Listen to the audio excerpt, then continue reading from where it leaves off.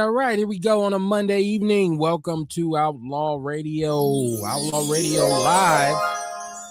7:30 p.m. Central Standard Time. It's time to get it cracking. Hope your weekend went well. Hope everyone's doing well. My name is Kevin Barnes. I'm the host of Outlaw Radio. The militant with a microphone, the mouthpiece of the movement, a.k.a. the Negro Whisperers in the building, man.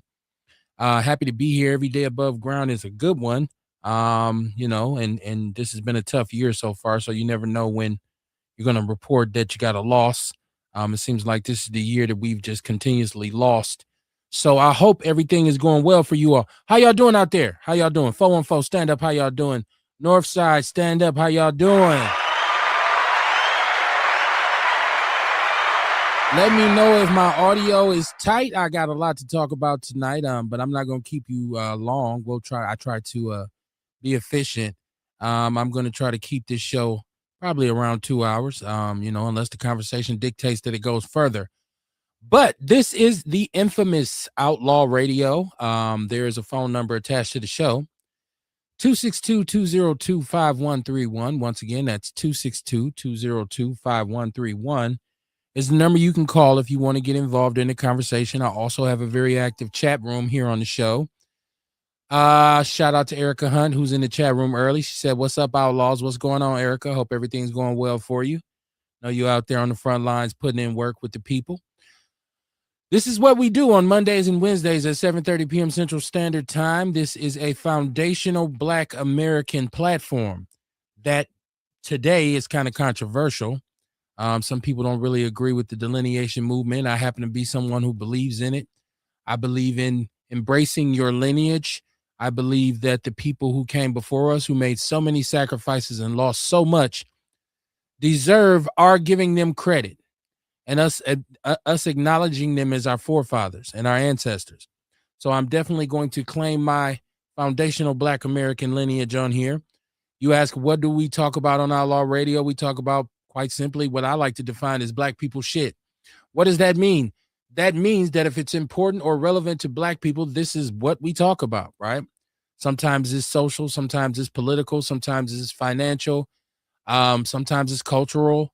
Hey, it can be any and everything. I mean, it's as diverse as we are as a people. So we're going to talk about a bunch of stuff. I always open my chat line, open my chat room, open my phone line. If you got something you want to talk about, please don't hesitate to call the show. We'll discuss it. I don't know everything, so a lot of times my Outlaw family puts me up on stuff that I'm not all the way laced up on, and I appreciate that. I don't know everything. I'm no monolith, right? Peninsula maybe, but I'm no island, in the words of Andre 3000.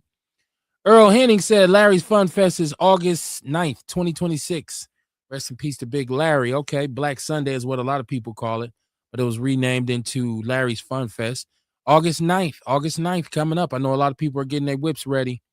It is the car show. If you are from Milwaukee, that is the most prominent car auto event, racing, car shows, people coming out, showing off what they got. So get ready for it. Larry's Fun Fest coming up, still going after he's gone. Earl Henning said, "What it do, my brothers and sisters? Love us, fuck Donald Trump and his friends." That's Earl's quote. That's his quote all the time, right? Erica said, "I missed out on so many new discoveries in the Nolan Wells case." I did as well. And if you have something that's important or something that's pivotal in this case, please call in, because it's impossible for me to keep up with everything going on with Nolan Wells. I see some things, and I don't always know if the information that you see online is valid. So sometimes I'm hesitant to discuss it here on the platform. But like I said, if you have heard or seen something and you know it to be valid and actual factual, please call us, 262-202-5131. The number scrolling across the bottom of the screen with the Cash App if you want to donate to the movement so we can upgrade everything that we do here. That's what everything is utilized for.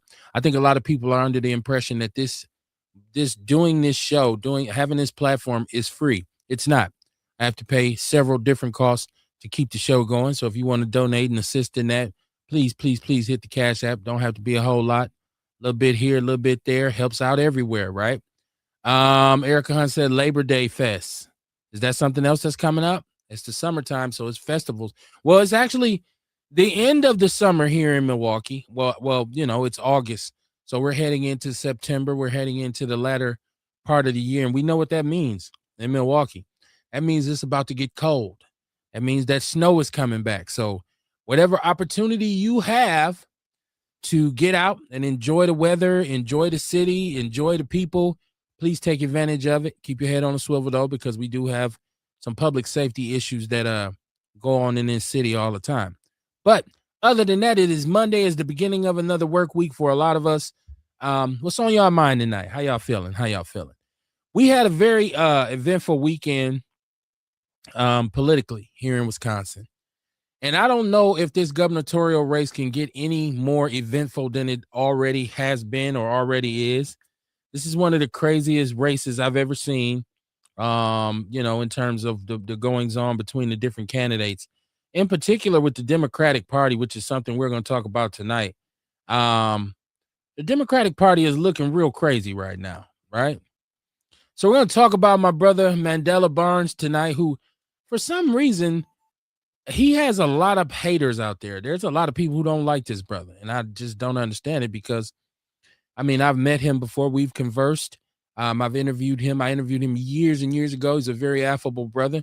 Seems likable to me, but I think he committed one of the cardinal sins of being a black man in racist America in 2026. We're going to talk about that tonight.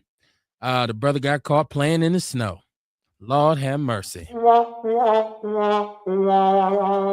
Mandela. My brother, what's going on? You need to come. If you got any reps out there, anybody who knows that brother, I could probably look. I probably still got his phone number. He needs to come on Outlaw Radio and talk about the goings on, man. What's good with Mandela, man? What's good with the Democratic Party right now? Can I give them one of these? I'm absolutely going to give them one of those for the Democratic Party. Shame on the Democratic Party. Orlando Owens, I see you. Well, what's up, man? He said, well, family, what it do, Orlando? How you doing this evening? Erica said, what kind of snow? Snow bunnies. Yes. Dion, I see you, Dion. He said, Kev, what it do? I see you on time. Yeah, man, in on time, out on time, man. Tonight we're going to be efficient about this, Dion. So welcome to the show. All of the Outlaw family out there, welcome to the show. Y'all share the show. She said, snow bunnies, not that bad. Well, that is one of the cardinal rules of being a black man in the United States of America in terms of how white America views you. And it used to be a hanging offense for a black man to cohabitate, if you will, with white women. And so this news came out over the weekend that Brother Mandela Barnes had been using his office and his influence to sleep with young white women, not underage, young, okay? Not harassing consensual sex between him and young ladies, and his brother's in his 30s. But I guess that this was all spearheaded by an investigation that has been going along for a while. Now, nobody has said anything about this. The timing of this is actually really, really crazy. Nobody had said anything about this. Mandela's campaign had been going through when Rodriguez, I believe her name was, when she had to drop out, when DC dropped out, David Crowley dropped out, Mandela was still there. He was his fundraising was steady. He was polling. He wasn't leading, but he was second behind Hung for the Democratic nomination. Now, all of a sudden, the Journal Sentinel had been investigating this brother, and there had been a letter published that was given to the head of the Democratic Party, and everybody has gotten a copy of this letter. We still didn't know about it, right? Now, if you read the Journal Sentinel, it says that they had conversations, that one of the sources was a young lady who didn't want her name given. She was 21 years old. She went to a Democratic convention. She met Mandela. He showed interest in her. They, I guess, had drinks. She got a little buzzed, jumped in his car. He took her to a hotel, took her to the top of the parking garage. And this is all her, what she allegedly said. And they had sex in the car. Now, she said she was inebriated, so she wasn't thinking clear. And she said she was impressed by him because he was a state lawmaker. And at that time, he was a rising star in the Democratic Party. So she felt like he should have known and been sensitive to the fact that she was enamored by him because of his position. But then she goes on to say they had sex several more times, which is crazy. So he chose to drop out of the race. No more Mandela Barnes in the race. So one black candidate left. Dion says, you see, I told you. What did you tell me, Dion? Mama Jenkins, how you doing? She said, good evening, my outlaws. The Democratic Party needs to step up and stop this mess and get behind its candidates. Earl said, only white meat he eat is chicken. Well, Mandela, he likes his snow bunnies, man. There's a lot of brothers out there who love white women, man. Like, and some brothers just love women, period. So it doesn't matter what race you are. I know for a fact there's some brothers out there who don't really have a preference. If you're a female, he's going to be willing to get with you, right? He's going to try to blow you back out. He said, look, I'm young, I'm single, I've dated a lot. He said he's made mistakes in his past. He wish he had handled things more maturely in some cases. But I like to ask a lot of brothers out there, a lot of men out there, if you flash all the way back, and I don't know if you as old as me, because I'm old as dirt, right? It's been so long since I've been 20 that it was a whole different world. When it was in a whole different century when I was 20. But when I was 20, I was a young, single, available male, pretty much on the same thing Mandela was on. If you like women, you know what you're going to try to do with them. We don't have to get explicit. I don't want to make this about his sex life. But there's so many questions I have about the timing of this and about the fact that the Democratic Party has totally failed Mandela Barnes. This is why me, Kevin Barnes, no relation that we know of, this is why I am nonpartisan. This is why I do not pledge to be a Republican. I do not pledge to be a Democrat, because I believe both parties are egregious in their treatment of us and how they deal with us. Okay? And if I was Mandela, I'd be pissed off at the Democratic Party right now. I don't think it makes sense for him to have to drop out of a race when there was consensual sex amongst two consenting adults. I know that's redundant. But this young lady said she was 21. She said she knew what he wanted. He knew what she wanted. She was with the shits. But Mandela has to drop out of the race. This is why I have to get a Democrat this once again. So all of the people who, when I talk and they say, well, Kev, you just like the Democrats and you're a Democrat and you vote Democrat and you're just critical of the Republicans, please take notes that there's enough criticism to go around. And the Democratic Party has totally shat down their leg in this race. From the way they've handled D.C., all the way from Rodriguez's campaign funding being in disarray.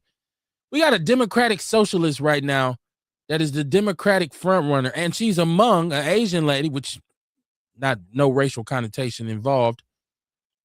She's at the forefront of the Democratic Party right now to be the nominee to run for governor in the 86% white state of Wisconsin. And on the other side of the aisle is Tom Tiffany, who's a MAGA, Trump-supporting, old conservative white guy. How do we think this is going to end up? I don't know if this is what brothers would consider the overlay for the underplay, but it's definitely what I would consider to be so. Go to my chat room, check out what we got going. Ace Cooley said, what up? You sure that wasn't a setup to take votes from the other brother? I don't know. Clarify that for me, Ace. Clarify that for me. Erica said that's a big problem with organizing in Milwaukee. Y'all come on, get verbal with me. It's Monday night. We live. Let's be exact and on point with our comments, or hit the line so I can know exactly what y'all mean, because I can't always get the meaning of your comments when they're in the chat room. 262-202-5131. I feel some kind of way about the way this is being handled. I feel like that both black candidates in this race have been mistreated by the Democratic Party.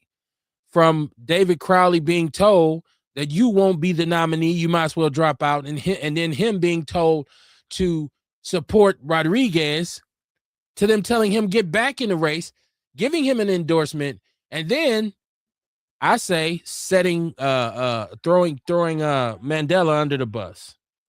So let's talk about it tonight on the Monday, man. It's crazy. This is a wild election cycle. Once again, we got a president sitting in the White House who's had to pay out $1 million settlements for sexual harassment. But we got a brother who's running, and he's dropped out of a race because of consensual sex amongst adults. Talk to me, please. Hit the line. Get in the chat room. Tell a friend to tell a friend. Outlaw Radio Live is going down. Got a call on the line. Caller, what's your name? Where you calling from? Hey, this is Erica, and I'm calling from Milwaukee. How y'all doing tonight? What's good, Erica? How you doing this evening? So, yeah, I did kind of put a little subliminal message in there, but a lot of fraternizing do happen in Milwaukee leadership, and it's kind of defeats the purpose of community, you know what I'm saying? Because we should be separating business and pleasure, but a lot of that happens in our community. Okay. And I don't think it should hold Mandela back from running for office. Okay, so tell me this. I hear you about the fraternizing, and we know, well, if you are an adult, you got the sense of an earthworm. If you put 10 men and 10 women in a room together and say, hey, we're going to have this event or that event, or this is what we're doing. It could be whatever, tiddlywinks, if you will. Somebody is going to rub up against somebody else, okay? That is absolutely what's going to happen between men and women. My thing is, as long as it's consensual and as long as no minors are harmed, I don't see, I mean, it's almost what you say, human nature for this to happen. So I also agree with you, Erica, in that I don't believe that Mandela should have had to withdraw from the race because of this. Now, if it comes out that he forced himself on someone, or if it comes out that any of these young ladies were under 21, then yeah, get his ass. Caller, I need for you to turn your device down. I just brought another caller in. I need you to turn your device down.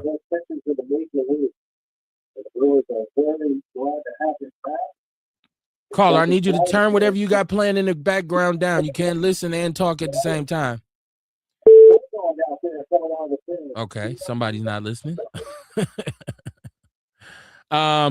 Who is this, by the way, with the TV turned up? Okay. We got people on the line. Some people want to talk. Some people don't want to talk, I guess. Got another caller we are adding to the show. Is this Ace? Yeah, it's Ace. What's cracking, fam? What up, Ace? What's on your mind, man? How you doing this evening? Welcome to the show. Hey, I appreciate it, man. Just calling to clarify. I mean, looking at this two situations that we got going on. I mean, you gotta understand, and just as you are, I'm very critical of both parties as well. And I don't give them no room to breathe when it comes to us because they're full of shit. But this Democratic Party, they're very strategic, man. And seeing that let's just say one of these brothers had a good shot at winning. You know what I'm saying? At the end of the day, they would put another brother that will cancel some of his votes out. They would put another brother up to run against him. That will cancel some of this. So that it basically splits it. You get what I'm saying?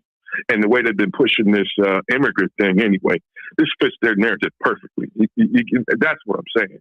And for a dude to just drop out, like you said, it's consensual sex between two consensual adults. You know what I'm saying? That's too much of a coincidence for me. You know what I'm saying? Because I don't believe in coincidences like that. And so, basically, I feel like they might have put him up to that just to cancel that out. You know what I'm saying? Or he might have got paid off. You know how they work, dude. They dirty as fuck. You know what I'm saying? So that's what I had to say. Just clarification. Makes sense? Well, yeah, and I wanted to say to people, and I want everybody to call, and whoever called that hung up, you're welcome to call back. Erica, I would love to hear more of your take on this. Please give us a call back. If you call into the show, please, whatever you have in the background, if you're listening to the show on your computer or tablet or your phone or whatever, you have to turn it down because I get feedback and there's an echo and it makes it hard for you to be heard. It's very distressing in terms of doing the show. So you're welcome to call as long as you got everything turned down in the background. But we are in 2026, Ace. This is 2026. This is not 1954. I don't know. And I'm making my point. Give me a chance to make my point. I don't know if everybody's aware of this because I know during those times we lived in a very conservative society in which anything of a sexual nature was taboo. Like even when you watch television, if you watch those old television shows, the man and the wife had separate beds, and if they did any scenes in the bedroom, they wouldn't show a man and a woman in the same bed. Women had to wear the skirts to a certain length. Like even swimsuits in this country at one point, when you would go to the beach, women were forced to wear long sleeves swimsuits that looked more like pajamas than swimsuits. So this has been a very conservative country at points when it comes to things that have a sexual nature. But it's 2026. Yeah. People have sex. Men and women have sex. Let's get that out in the open right now.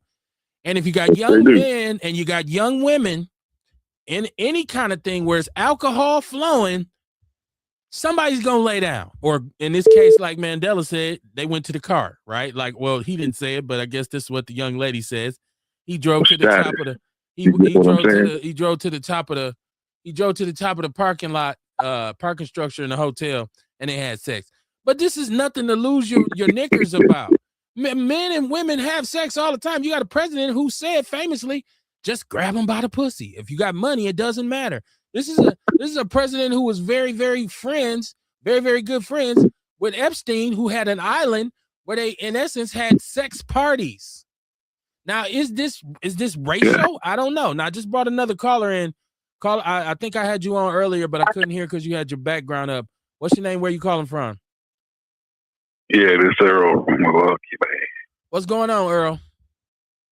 Man, what's up with that, though? You tell me. You can't have sex no more? You can't have sex as a single man no more and be a politician? Well, I think you can have it, but maybe the message here is your black ass can't have it with young white women. Because this is what they're saying. That she was a 21-year-old, had just gotten out of school, was, I guess, looking to make her way into some political involvement, went to a convention, seen the brother.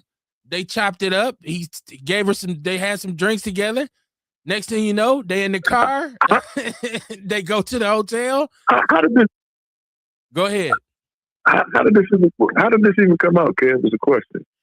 So, of course, and I'm basing my information. I'm basing my information on the Journal Sentinel because apparently this was. Who else was in the car? This was an investigation. No idea. Did she say rape or something? I mean, did she say rape or something? Because I didn't. It's all consensual. I'm gonna tell you where it came from. Who else issue? I don't even know. Who else was in the car? I'm going to tell you where this all comes from. Okay. Now, allegedly, there were several phone calls. I guess people were reporting to the head of the Democratic Party here that Mandela was behaving in an alarming fashion with young women. You know what I'm saying? And so some people voiced their concerns. So there was an investigation launched, and these sources came from women who were friends with women who had been involved with him. And then there was a couple of the actual women who had sexual relations with him, but because of confidentiality, we don't have their names. So these reports came from either a woman who was in the know, or it was one of the women who was actually involved in the act. So that's where the information came from.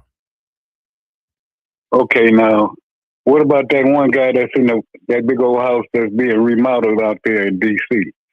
The ballroom dude. You talking about your boy? Yeah. You talking about the Tangerine King? Yeah, what's up with that? They say they sleeping with babies. It don't matter. So I guess since you white and you sleeping with babies, you can't be black and sleep with adults. Oh, that's kind of scary, man. Welcome to America. So, and I'm not even sure. I'm not even sure that the blame for this falls squarely on anything to do with the Republicans. This is one thing that we've seen lately that I can't really point the finger at the Republicans and say this is y'all fault. I'm pointing my finger squarely at the Democratic Party because who in the hell was the person or the people who were upset because this black man was fraternizing with these young white women? Somebody was pissed about it. Somebody was mad. Like, what is he doing with all these young white women? And they say he used his office and his influence to sleep with women. Every man in this country who has a job using his resources. You're absolutely right, Kel. Now, when I first saw this, I said, "Oh shit, they got me." I know they done got my brother. He messing with some underage girls. These so far have not been underage women. This young lady who they detailed in the Journal Sentinel stated that she was 21 and a recent college grad when she met Mandela at this convention, and they decided to go for a little ride in his whip to the hotel. So this is once again a lesson. Is this once again a lesson of black man? You ain't got no business messing with these white girls, okay? Especially in White Wisconsin. Yes, you said this is White Wisconsin.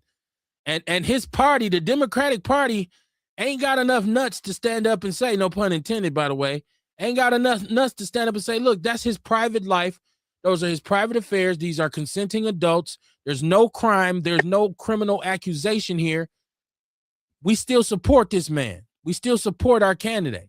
Now, I don't know if they told him to drop out or if he just said, man, this shit getting to be too much. They putting my business in the street. I don't know. That's what's crazy. Okay. But that's what's crazy because, like you said, we got this Trump ass motherfucker who can grab him by the pussy, and then we had shit. Remember Bill? He was sticking cigars and Monica. You know what I'm saying? And Bill was getting and they didn't stop him. Bill was getting, you know what I'm saying? Bill was getting pilled in the White House by interns. Now, was not Monica Lewinsky? Right. Monica Lewinsky was an intern, so she was a young woman who was influenced by him being the president, right? Correct. But Bill was impeached, though. They did try to impeach Bill behind that shit, though. So let's keep it. Where is our Jimmy Carter? Oh, he was a hoe too. No, he was dedicated to his wife. He was also he was dedicated to make people happy. Kennedy was fucking on Marilyn Monroe. Shit. He was getting his rocks off and they didn't say shit about him. Like, yeah, let the man get beat. But you got the man actually taking the pussy. He's in the White House. Yeah. Well, he's taking it. Like I stated, he was just directed to pay $6.5 million a couple weeks ago for taking it for E. Jane Carroll, or whatever her name is, for sexually harassing her in a store. Now this is harassment, like, so, and he's the president, so like I don't know, and once again I guess a Republican would say, well, why you got to throw Trump in this? The only reason I'm even referencing Trump is because it goes to show the level of hypocrisy. It goes to show the level of hypocrisy in this country. But obviously there's a racial connotation here because here's this young black man running through them, right? Like stoplights. And now he was the lieutenant governor. Is this why Evers didn't want to give him an endorsement? Because he had heard that Mandela was knocking down all the little young white women in Madison? What's really hood here, y'all? What's really good? Is that why you stopped being lieutenant governor? That's what I'm saying. Did Evers was he getting sweated for it? And he was like, yo, like, man, y'all stay out of my business. So I'm going to bounce, right? I'm going to go run for the Senate because we know senators and congressmen, this is what they do all the time anyways. How many sex scandals have we had for senators and congressmen over the years, from hookers to affairs to almost every way which but up, right? Sharita Shaw in the chat room said, hey, family, Outlaw, family, and friends. How you doing, Sharita? She said, ooh, we. Let me go down here. She said, oh, she's just saying, ooh, about the salaciousness of this. But this is classic. Anytime you want to talk about racial connotation and racial stereotypes and what have black men been getting in trouble for years? We've been getting in trouble for sex with white women. Hell, how many black settlements don't exist anymore because a white woman said, we go all the way back to Emmett Till with this, where a black man whistled had a white woman and they hanged him. So it's always been very taboo for black men to mess with white women. I think this is Erica calling back. Somebody, I'm still getting an echo from somebody. You got to turn your device down. I'm asking, please turn your devices down. Is this Erica joining back into the conversation? Yeah. So this right here, this topic is always going to be a sticky topic to talk about. One, because even in Dr. Martin Luther King days and before Dr. King even had a dream, white supremacists have always used young white women to do their dirty work and to divide and conquer movements in a whole. So, like, are we surprised that, and I don't want to talk about Mandela because, he is a colleague of mine, but are we surprised that this is being done behind closed doors? And I'm a big believer in stay out of my bedroom, stay out of my doctor's office, and help me negotiate my money on my job. Otherwise, it shouldn't have nothing to do with the politics. But yeah, little white women been used a long time to throw off our leadership, and it's been working. My biggest question is, when is black men going to realize that this is just what they call them, she-devils? No, unless you like your meat cooked. I like my meat cooked. Ain't nothing but a brown sister getting in my bed. Yeah, brown sisters done threw the game off too, especially if they was tainted with the feminist movement. But yeah. Let me go to the chat room for a second. Albert Bell. I mean, Albert Bell in the chat room. I'm gonna drop back in the comments because it's hard to hear. Okay, Erica. Albert Bell in the chat room. He said all of them in sex scandals. Shout out to Albert Bell, man. Another one of my former Rufus King General classmates. He said, you know what they've been getting into. It's hairy, etc. Some not. LOL. Hey, I don't know. I don't know. I don't know if the curtains match the drapes. I don't know. But I do want to say this. And I hear you, Earl, in that, you're not necessarily, you don't like white women. Okay. But there's some brothers who do. And like I said in the beginning of the show, there's some brothers who don't have a preference. If you are a female, you can get it, right? Everybody can get it. But the thing about this is, as long as it's consensual, you ain't dropped no roofie, it's not an underage young lady, it ain't nobody's business. It's nobody's business. And she went back to seconds. Yeah, she said they had sex several more times as the months went, for months after that. So, yeah, so she was still, she was still hollering at your boy. So, I mean, I don't. It's just crazy that we find ourselves. It's a second thing. Or this is some shit that was cooked up just to, like I said, it's too much of a coincidence for things to happen like that, and there's really no crime that's been committed. I mean, neither one of them are married. He didn't rape nobody. Once again, to me, like I said, it's they want this other lady to win. First of all, it shouldn't have been two brothers running against each other anyway, because once again, that's going to split the votes. That's what this shit is all about. As they say, never let a good crisis go to waste. Well, I think this looks similar to, like, I feel like it's what you always have a file, and you holding cards on any black elected official or potential elected official. This looks like J. Edgar Hoover threatening Martin Luther King because he had his hotel room wired, and he knew that Martin Luther King was doing something on the side, which was a little bit more salacious because he was a married man and a man of the cloth. But it's like you holding, because nobody knew about this supposed letter and this investigation. If the Journal Sentinel been sitting on this for how long? Like, I feel like their journalistic integrity is at risk right here. I feel like it makes them look bad as a news source. But this is why the new black media is so important.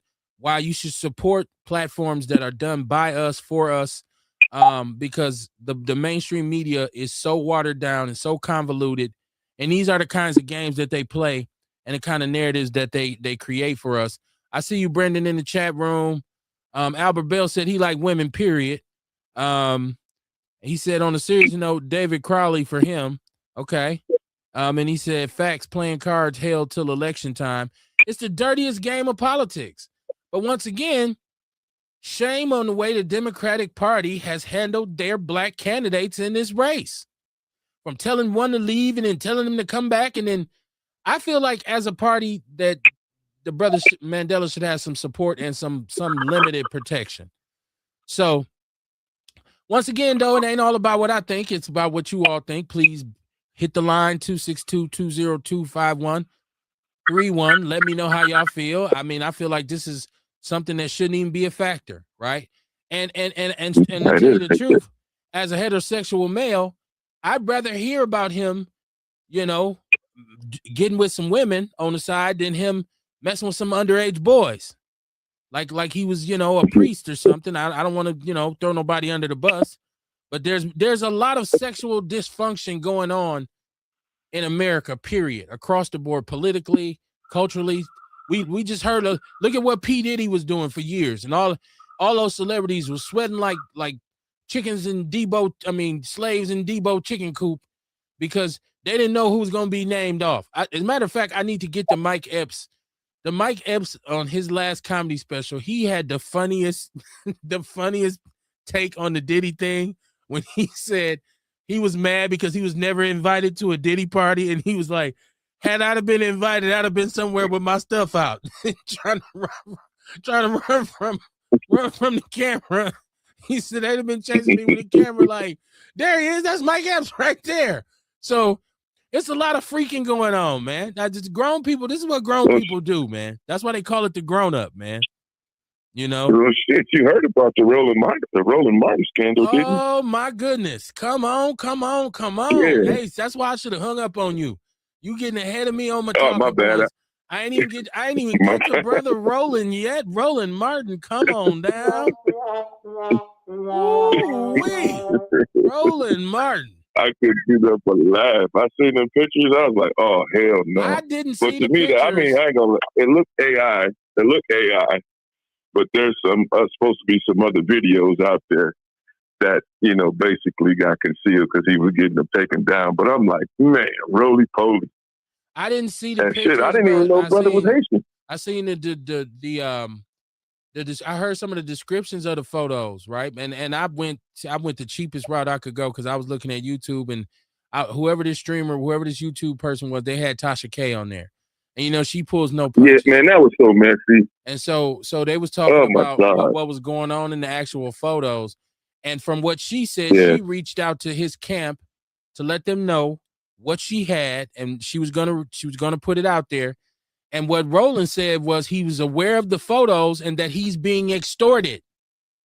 Okay? Mm-hmm. That's not necessarily to say that's AI. That ain't me. That's saying somebody's extorting me. Now, just give me a second to get back to that. Let me go to the chat room. Sharita said the old media is fucked. She said that part. Let me go down. I see Albert Bell. He says, bottom line, we got to get these youngsters to vote. I mean, no joke, and leave Diddy alone, bruh. And Bill Cosby innocent. Yeah, I don't think Bill Cosby's innocent, man.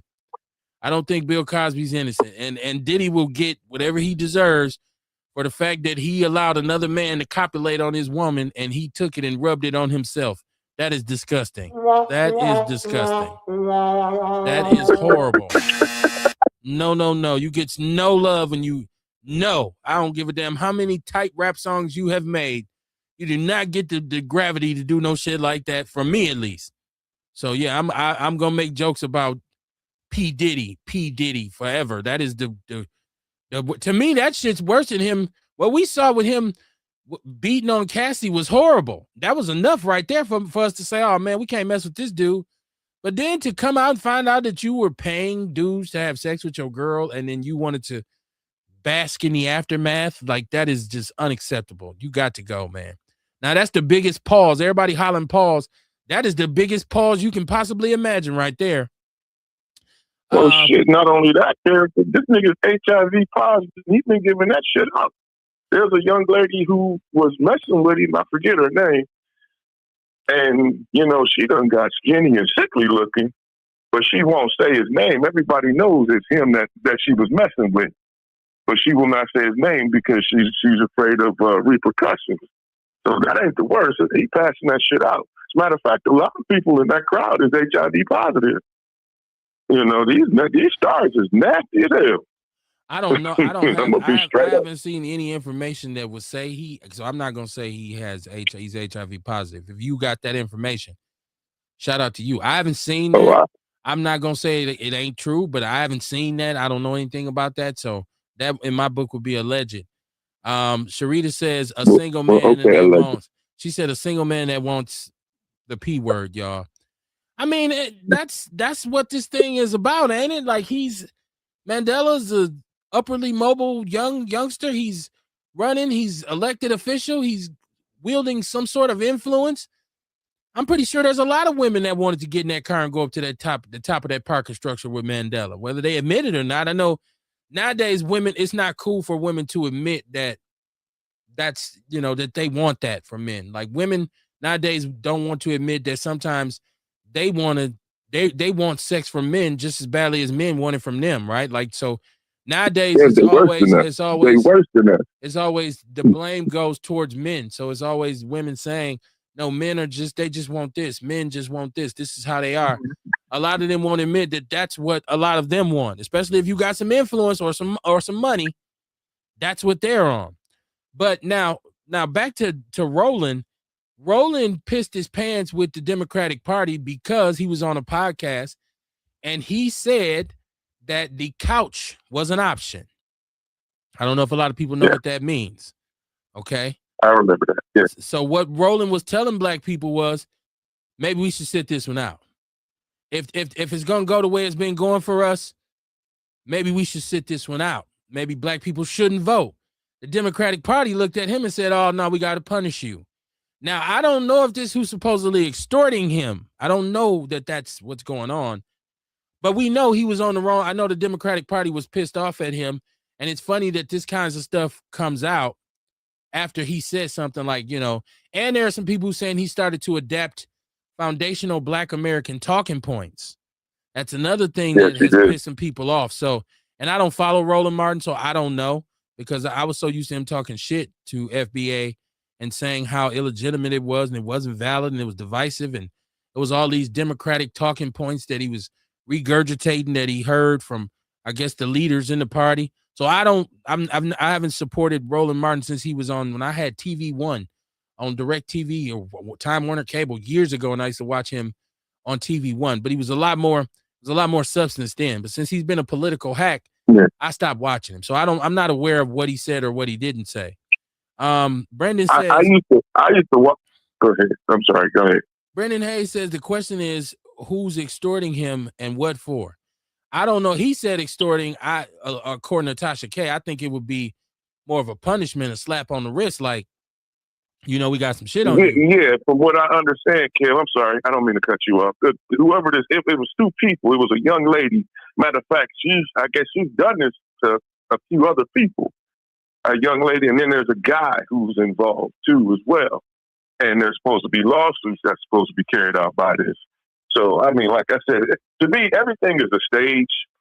You know what I'm saying? So, I mean, like you said, because I was thinking the same way you did. I was like, because once he came out and said, and I was kind of surprised because he shields so much for the Democratic Party. I was like, damn, dude, you actually said sit this one out. Oh my God! So I watched that discussions for it. So I mean, it be as it be. You know what I'm saying? But what is it gonna do to him? He ain't running for nothing. Albert says, take that, LOL, no homo on my end, just a joke. I hear you, Al. Sharita said, Roland, beak, fuck dude. She said, yeah, he hates the FBA talk. Well, I mean, so Roland is not running for anything, but he has a massive influence. He's an influencer. Roland, and see, this is the one thing about card-carrying Democratic Negroes. And usually any partisan politicians, people who identify as a member of a political party, they all engage in groupthink. Like they all follow orders. They're very good. What makes you a good Democrat or a Republican is that you follow orders. And you're going to be given your orders. You're going to be told what to do. This is how you're going to toe the party line. This is what you're going to do. When you cross them, they have ways of punishing you. They definitely have ways of punishing you. So Roland is being punished for saying what the Democrats don't want to be said, which to black people is, since you're not going to give us candidates that are of substance and of quality, maybe we shouldn't vote at all for you. And this is happening at a time when there is a rise in black Republican votership in some states. So you can look around and see that there are some black people who have said, I'm done. For a minute, they was running around hollering about the Democratic plantation. So the Democratic Party is looking at Roland like, if you don't sit your ass down and shut up, who is you to tell them don't vote? We just going to rely on our new Latino Negroes that we recruiting. That's a joke. I shouldn't have said that. That was racist. That was shame on me. But you're right, though. I just brought the homie Dion on the line. Go ahead, Ace, before we bring Dion in, because I know Dion got a lot to say. Go ahead, Ace. Well, I mean, the crazy thing is, number one, I didn't even know Roland was Haitian. You know what I'm saying? I just found that out today, so that explains a lot. And I'm just like wondering, I'm like, dude, why you cape so much for this specific party? But he's also Boule. You know, and the biggest thing about the Boule, like, you know, they get their money, the Democratic Party pays them out, but everybody that's voting and the original, like regular ass citizens, we get nothing from them. So that's what's been the issue. As a matter of fact, the Haitians, I just put a post on Facebook today where the Haitians is pissed off because we ain't doing nothing to help them with the TPS. As a matter of fact, now they threatening us, talking about, you know, once they get all their people home and once this is done, you know, now they're going to get Scully. They're going to want to get Froggy. They're going to want to jump. I'm like, ooh, you don't want to do that. No, we ain't in Haiti. You know, you still outnumbered. I don't care how many millions you got. It's still more actual foundational black Americans here. So this is the crazy. Like, everybody wants to blame their shit on us. Like, because we're not helping out with them. Delineation is a motherfucker for them. But yet and still, when we extend our community to them, they come over here with white supremacist talking points. And the crazy thing about it is these white people can go to Haiti and they'll treat them like kings. As a matter of fact, it wasn't really America that fucked with them. I mean, we did, but they ain't doing shit to France. You know what I'm saying? They're the one who really fucked up their economy. Shit. So I'm just like, hey, man, leave us the fuck alone and let us do our thing and build our community. Right. Well, you know, delineate, man. Foundational black Americans every day, all day.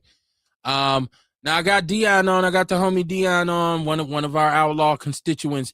Dion, what's on your mind? I know you got a lot to say. Or do Not really, because it's been, you know, like that local shit, you know what I'm saying? Like, I told you, you know, when my folks was like, man, it's a black man up in there.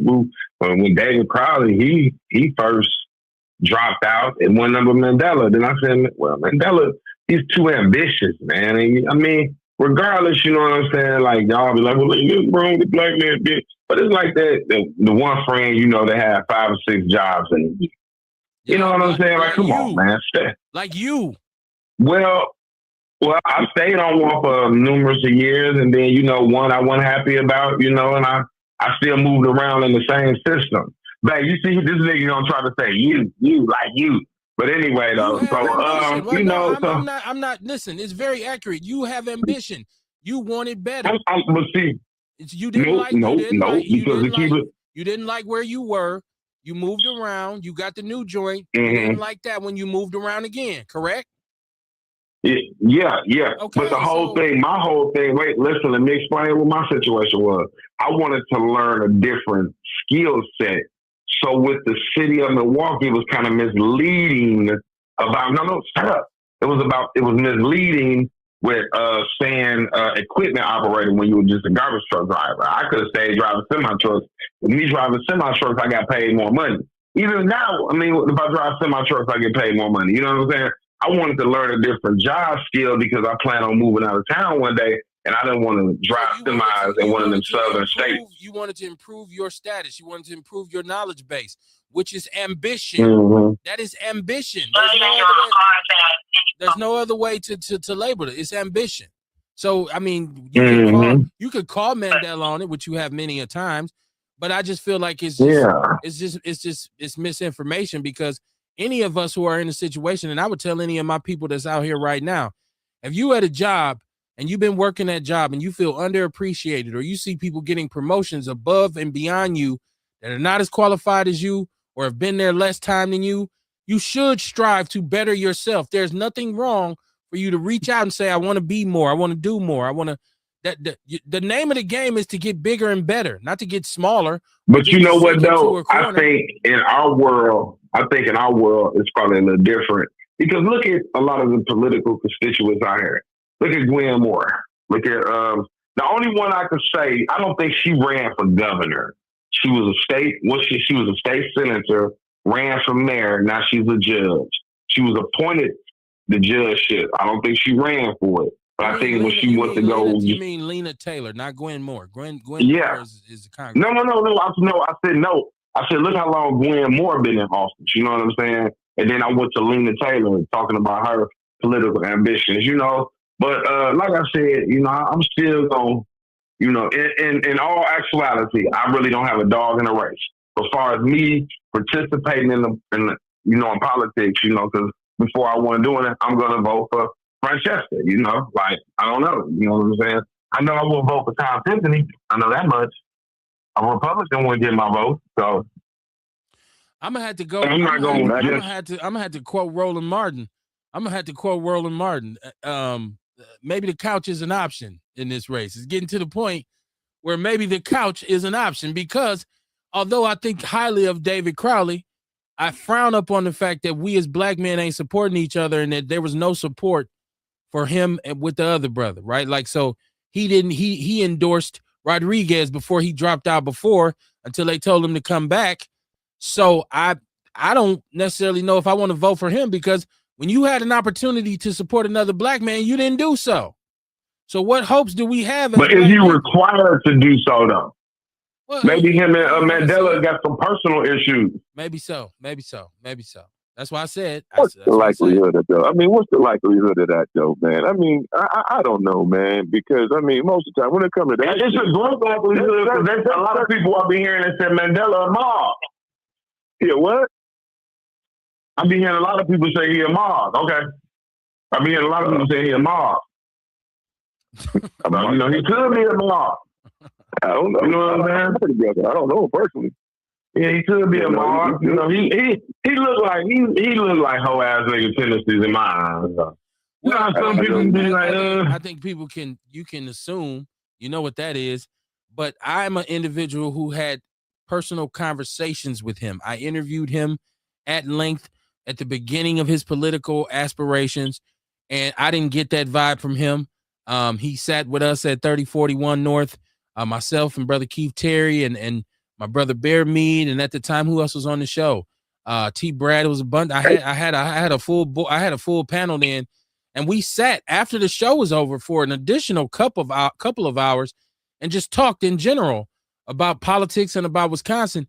I didn't detect that from him, and I'm a pretty good judge of character. My gift is discernment, so I didn't pick up no Mog vibes from him. I didn't pick that up from him. So you know, that might be some people who've never conversed with him, because what I find out is there are a lot of people, even in the black media, who have not had an opportunity to talk with him, and they feel some kind of way about it, and they feel a little salty about it. So maybe it's just the fact that people spread a lot of trash about him but don't really know him. I mean, you can say, I heard he's a Mog. Like, that sounds very middle schoolish. I heard he's a Mog. Like, that doesn't sound very adult.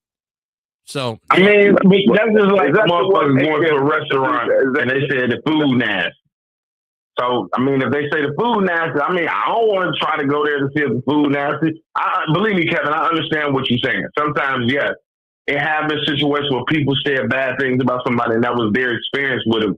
But I hear from a lot of, you know what I'm saying? And maybe during the time that you spoke with him and had encounters with him, maybe he didn't have these political ambitions where he had to change who he is. Because if you're going to be true, like you always say about yourself, if you're going to be true to who you are, you're going to stay with your constituents.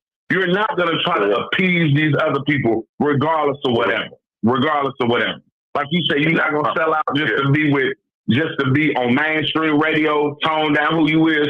Well, you've seen a lot of watering down of who he was, or whatever, however you want to say who he is or who he was. You've seen a lot of watering down of him. He had to become basically like Cavalier. He had to become safe for people that don't look like you and I to feel like, okay, this could be a candidate for us to represent us. Even if he would have won all the way, This is not a state where you can be like, oh, I'm gonna even focusing on Milwaukee. Because if you see any of the comments, anytime something happens in Milwaukee, they just swear Milwaukee is Timbuktu, like New York, like Chicago, Detroit, St. Louis, Los Angeles. It's like, what the fuck? Why the fuck y'all coming out here for y'all Brewers games and to see the Bucks and buy cocaine and whatever? Stay the fuck out of Milwaukee. People don't understand Milwaukee is the economic engine of this state. So for them to sit up there and say some of the things they say about Milwaukee, they bogus as a motherfucker. So for him to have to appeal to those type of people, he has to water down who he is. And if you a real motherfucker, regardless of whatever, you're going to stay in your lane. What was the one dude in Flint, Michigan, Eric, whatever his name is? Eric, he stayed in his motherfucking lane, and he was who he was. So sometimes you only can move so far because that's just who you are. And then once you start changing who you are, and people, because like you said, but I ain't gonna say like you said, like a lot of people say, he wouldn't come to the community. He wouldn't speak to the community. You know what I'm saying?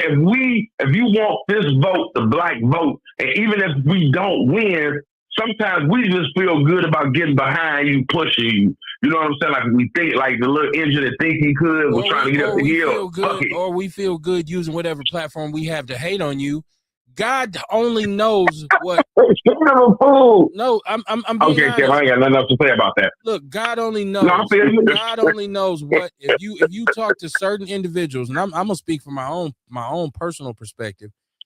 I'm pretty sure if you talk to some people who knew me, they might say some of whatever, and probably 85% of it's not true.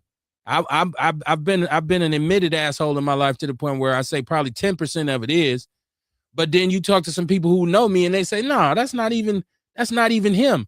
But those assumptions will be made. Now, as far as to go along and get along, that is what you need to do to play this political game in the first place. That is the gist of partisan politics, is to do what you're told, be a good boy, and do what you're told. Toe this party line, get out there and say what we told you to say. Or if you don't, we're going to roll and Martin you and we're going to spank you on your ass.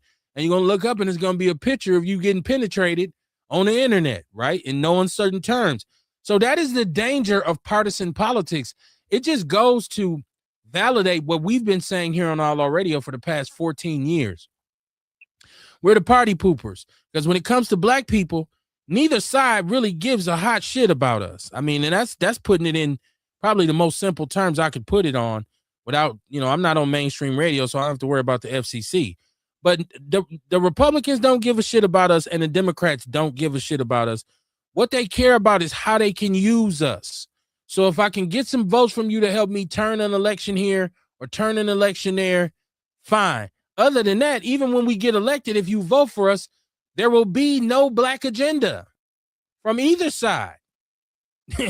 I can't, now people say, well, the Democrats' policy has been more liberal and more people-oriented than the Republicans. There's some truth to that. But it wasn't for black people.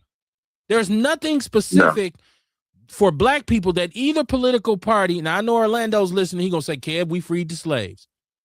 I know Orlando's going to say that. Yeah, I mean, it's just the fact that, Kev, it's just we do all the damn grunt work to make them rich.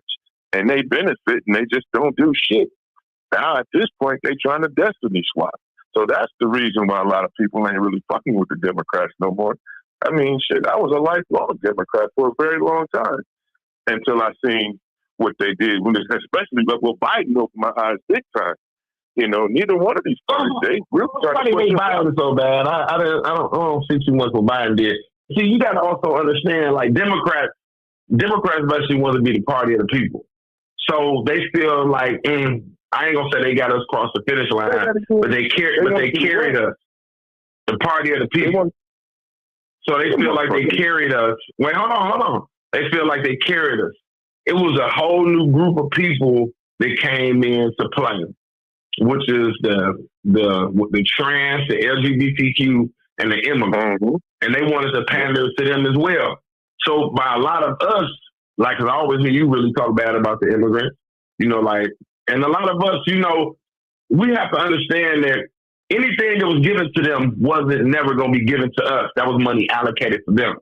So regardless of whatever they came over here and got, the people looked at, well, what about us? What about us? That's where our hate for them was so strong at. because we felt like they came over here, got shit that we should be getting, but it was never meant for them. Even if a dime wasn't given to them, it was never going to be given to us because the money wasn't allocated for us. You feel what I'm saying? So now you got all these weird ass people that say, "Well, I'm gay, I'm queer, I'm transsexual, I'm this, that, and the other." So they feel like they have no voice politically. So the Democrats are like, "Hey, you know what I'm saying? This is what happening with these group of people," which kind of put a sour taste in our mouth because we are conservative, but we're Democrats, but we don't believe in that homosexuality shit. A lot of old school, I don't believe in homosexuality, transgender, none of that. But hey, I don't give a fuck who you lay down with. If you get your dick cut off or your titties cut off, hey, more power to you. You know what I'm saying? That's you. You dedicated to that shit. It ain't gonna affect how I live, how I sleep, how I go to work. It ain't gonna affect none of that. If I walk into a bathroom and I see a transgender woman up in there, or whatever you want to call themselves, hey, excuse me, I'll step out, wait till they leave out the restroom and go find another restroom. You know what I'm saying? I'm not really on that shit no more because a lot of the times when they feel like you gay bashing this, that, and the other, they feel like it's a hidden agenda within yourself. And I know I like women. You know what I'm saying? I love them. I want to buy them, sleep with them, do whatever I can. You know what I'm saying? I'm getting a little older now, but still. So we feel like the Democratic Party has lost their way with us. So now we about to be wandering. We about to be wandering like sheep. Okay. It ain't just that. I don't want to call you that, Dion. It was just initially when it wasn't very many immigrants here back in the day. I think the biggest thing is we thought they were always going to partner with us, and that was the big problem. So we was brothers. I can agree and all of that. And what they did was they betrayed us for the resources. I mean, I don't understand why, but here, nobody's seeing our point. You know, we're paying this. We've paid billions of dollars into this tax situation. Social Security, for one. You know, we ain't even getting 40, 50% of that no more because we got to take care of these motherfuckers. And we just supposed to be okay with that. But, you know, our grandparents is barely making it. So here's the thing. This country has done a very good job. And I say we talk about narratives and the mainstream media, the media in general, which is what people depend on for their information. People want to be informed of what's going on. So everybody has their outlet. The one thing that the media has done in this country, the mainstream media, be it social media or television news or whatever, is they've created a silo for black people. And they've placed black people in that silo. And they've made it pretty much like it's everybody else. And then there's Black America, right? So when we talk about immigrants, what they do is when they come to this country, they don't go to the more affluent neighborhoods and set up shop. They don't get set up in those areas. They get set up in the most downtrodden, underserved neighborhoods. And they're given an opportunity to start a business. They have whatever gas station, whatever restaurant they have in the community. They are like ticks sucking blood out the community financially without ever putting anything back into it. But those people are made to believe that the biggest threat to their personal safety and their longevity is black people. So they have an attitude when you go into their businesses. They have an attitude with us already as consumers.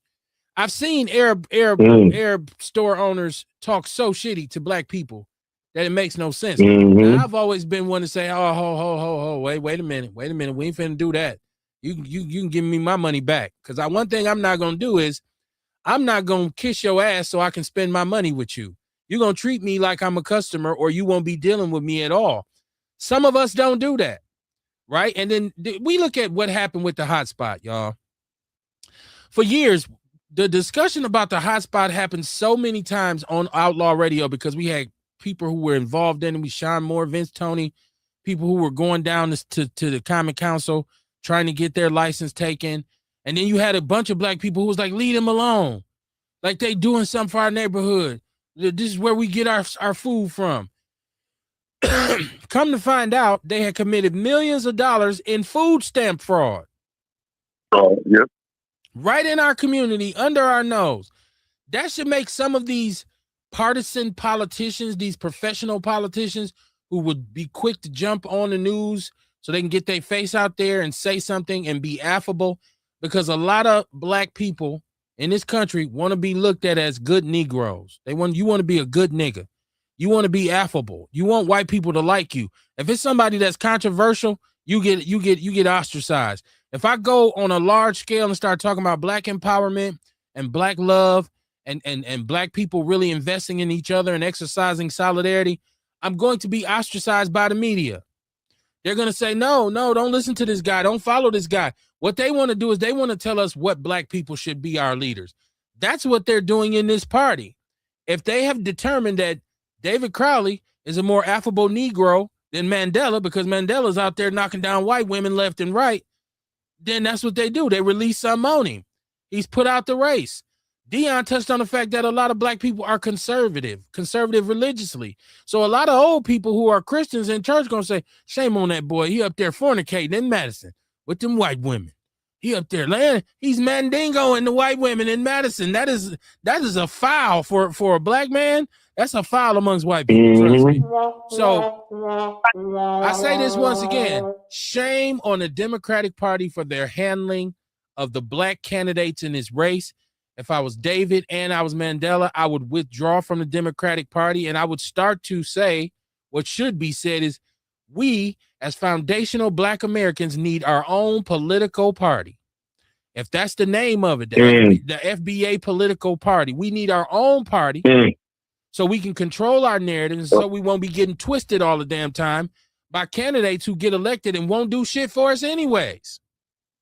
So it's time for that. It's time for us to start our own party. That's what this shit comes down to. I had to come think about it though. All that shit, like you said. Right now, go ahead, Dean. I was just gonna say real quick, like you said, come to think about it, when he ran for state senator against Ron Johnson, and none of that shit come out. So when did this happen all of a sudden? You feel what I'm saying? So I mean, I feel you, Kev. I guess it's some trickery, some fuckery behind it, but it is what it is, though. But and that's just what I said. Like I said, two brothers shouldn't have ran against each other anyway. Now we got an immigrant. She ain't gonna be no problem. She's probably gonna win this thing. You know what I'm saying? So this wasn't done by coincidence. She's not gonna win this general election. She'll win this primary to be the Democratic nominee. She ain't gonna beat Tiffany because Northern Wisconsin is not elected. They ain't riding for that shit. These white people in this state they're gonna vote in record numbers. Goddamn Hmong. Oh, we gotta get them out of here. We gotta get what they used to call them in Vietnam, kikes. Goddamn kike. We don't want a kike. She's Vietnamese. No, that's the Jewish people, man. I'm sorry. I get my racism mixed calling them the wrong slurs. My bad. I get them mixed up, man. What they call them? Zipper heads? I don't know what they call them. I can't remember. Gooks. That's what they call them. Gooks. In Vietnam, that's what they call them. Gooks. Right? I got to get my racism. I got to keep my racism organized where it should be. My bad. But once again, I stated in the beginning of this that the gubernatorial race was going to be decided by Northern Wisconsin in the first place. So, so I see you, Sharita Shaw. She said, Kev, talk your shit. She said, no, she won't. This is Erica in the chat room. She said, this been the norm in the man's world. I remember when people bashed Kay Harris with no proof. Why? See, okay, Erica. In the man's world, how's this? What are we talking about here, Erica? What you talking about? It's been a norm in the man's world. I don't know. I don't know where we're going for this, okay? There were some people who talked about Kamala with Willie Brown out in San Francisco, right? But I'm trying to tell you, as a man, as a heterosexual man, as a real man, I didn't care. I don't care. Like, I don't listen. If you're gonna get a job, right? Say your job is to be the mail lady, and you come to my neighborhood and you're the mail lady. I don't care if you bang every dude on the block as long as I get my mail on time. As long as it ain't a situation where my mail end up in his bedroom because the mail bag spilled when they was doing what they do. A woman has just as much right to get out here and do what she want to do as anybody else. All men don't uphold that double standard. I don't. Just like I don't care about Mandela knocking down white women. It doesn't make him less valuable as a candidate for me. I don't even understand still why he dropped out the race. But that's just me. So I don't know, Erica. You said in this man's world. I don't know. You're talking about other that's men. how they look at it. Like, yeah, that's how they look at it because we the bigger, stronger. If you remember what happened to who was the black coach from the Celtics? What was his name? He ended up getting fired because I don't know if he banged somebody's wife or whatnot, but the shit was consensual. And they put that all on Shania Lathan was his wife. No, Nia Long was his fiance. Nia Long. Well, Nia Long. My bad. Nia Long was his fiance, but they made it seem like it was all him, as if she didn't do nothing. You know what I'm saying? And that's the shit that pisses me off. When it, we as men, we got it tough because it'll, in our country, a woman can, and this is any woman, they can weaponize that, them being a woman and just saying, hey, we were both drunk and something, even though they consented, both of y'all consented under the influence. That's what the young white lady said about Mandela. We was drunk. We went to the bar. We had more drinks. I'm pretty sure Mandela was, hey, man, let me get another round over here. Like, I'm sure Mandela, like, nobody even said nothing about him being drunk, driving around with the white girl in the car. Everybody was upset because they went to the top floor of the parking structure and got busy. I just brought Orlando on. Orlando, turn your device down. I know it's you because I didn't have the echo until I brought you on. Can you hear me now? I can hear you. What's going on, man? Shout out to the Outlaw family.